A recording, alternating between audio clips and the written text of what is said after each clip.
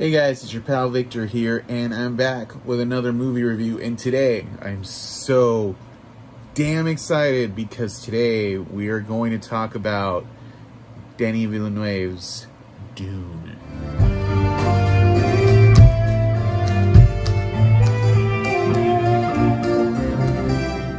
Planet Arrakis is so beautiful when the sun is low.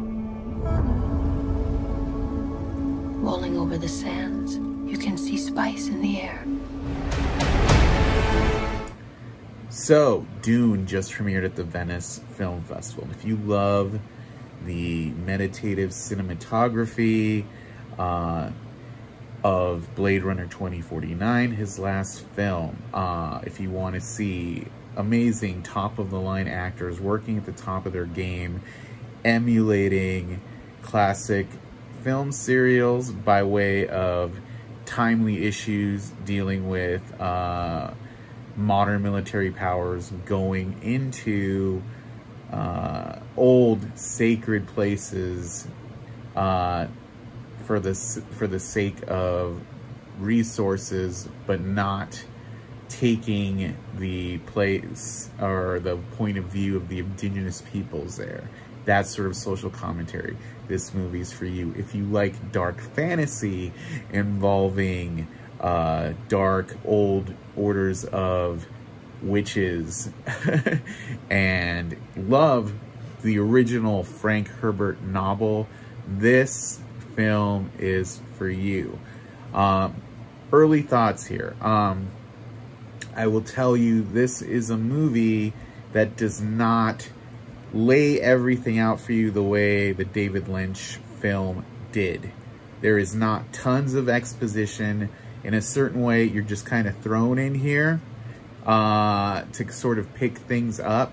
If you're familiar with the book, I think it works a lot better. You do get a basic outlining of what's going on at the beginning. And this is not the entire book. It is half of the book.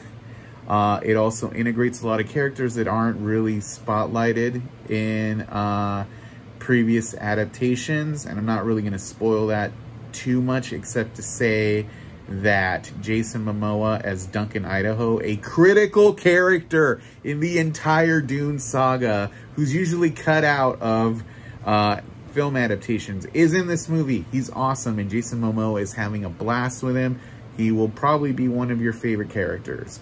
I will tell you that the story and arc of Oscar Isaac's Duke Leto is really amazing. Oscar Isaac kills it. He has an amazing sequence near the end of the arc with his character that is one of my favorites in this film. I think Josh Brolin is awesome in this movie. Understated, but amazing. A lot of this movie, though, is really about the relationship between Rebecca Ferguson's Lady Jessica and Timothée Chalamet's Paul Atreides, who owns this role like no one ever has. I'm sorry, Kyle MacLachlan, but he is the definitive Paul Atreides Muad'Dib. I know there's things people are expecting from this movie based on the art and what you've seen in the trailers. I will say, if you're a fan of Zendaya, she shows up a lot in visions that are basically the way Denis Villeneuve chooses to portray the sight. And if you've read the book, you know what that is. You know, the sight that he gets, you know, because of his unique birth and Bene Gesserit background, you know, sort of calling him as a siren song to the planet Arrakis. And she does show up, but she is not in this movie for a long period of time. She shows up in the third act, as does Javier Bardem's Stilgar. It is a really cool sequence, and it will get you hooked, hoping you can see the second part right now. I think I'm really interested to see what people think of Stellan Skarsgård's performance in this. He takes a very stylized take on Baron Harkonnen that is very reminiscent of Marlon Brando's take on Kurtz in Apocalypse Now. And I think that is a deliberate choice, because if you've seen Apocalypse Now, a big part of that is how once, you know, this, you know, mannered, you know, intelligent soldier goes into Vietnam, and Marlon Brando's Kurtz, he kind of goes dark and native because of the influences he's around. And it's also, Apocalypse Now is a big commentary on how going into an indigenous, different world, and where a mannered person comes from changes you. And I feel like that's a deliberate choice that Skarsgård takes here. I think Dave Bautista's Beast Raban is frightening as all get out. You know, you won't be wondering where Fate is all I'm saying. And yes, certain characters in the film do not, in the book and past adaptations, that you think will show up right away, like Fade and the Padishah Emperor, don't show up in this half of the movie. But what you get is a very good character study of Paul, as he grows from being, you know, the Duke's son, accepting destiny, and learning what his role could be once he goes to the planet Arrakis. The same thing with Lady Jessica and Rebecca Ferguson, who's, you know, she's like 37, you know, but she's playing a mother, somebody who knows that her son is destined for great things, and she radiates a performance beyond her years.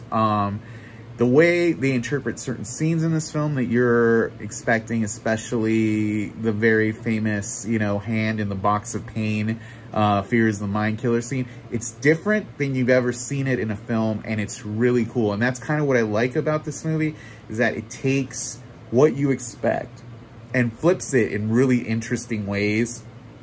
So you're getting what you know is there, but it's in a unique sort of package. I like how they interpret the Fremen in this. They feel more human and less exotic caricature, you know, and that's kind of what I want from a Dune movie. Something that is fantastical and amazing, but at the same time relatable. And I feel like that's there. But there's also these undercurrents of social commentary. There's this beautiful, beautiful cinematography to it. The score is amazing, and I'm so glad Hans Zimmer ditched Tenet to do the score, because the score is so amazing. And I think you can see the joy on my face, like, dude, this movie is so good if this is your jam. And it is totally 100% my jam. It is hard science fiction, character study, drama, action, adventure, and oh my god, it's so good. And god, I hope we get part 2 of this, because if this was the only thing we get, it's like the biggest blue balls in history, because damn, it ends great. And like I said, I'm not trying to spoil things. The visuals in this movie are amazing. And yeah, just a lot of characters, you know, that have not been spotted in previous adaptations are very important in this. And we'll do, you know, when this movie comes out, we'll do a more in-depth thing. But I'm just telling you right now, keep Dune on your radar, because it is the movie to beat for Best Picture this year. Like I said, Chalamet is amazing. Oscar Isaacs is awesome in this. Rebecca Ferguson. You know, I mean, Jason Momoa is being, like, cool Jason Momoa, but, like, you can see, like, he's an adventurer and you're into his character, you know? It's not going to win awards, but it's going to be, like, dude, this is an awesome guy, and he's a great character. Like, you know, shades of, like, a Han Solo, kind of, like, cool adventurer guy. But, yeah, and he is very devoted to Paul, and their relationship, him and Chalamet, is great. Yeah, so, I don't know. That's my take on Dune. You need to see it. It is transcendent. It is great. There will never be a better adaptation of this movie. 100%. So, yeah, there it is. My thoughts on Dune. I've been holding this in for a long time. There it is.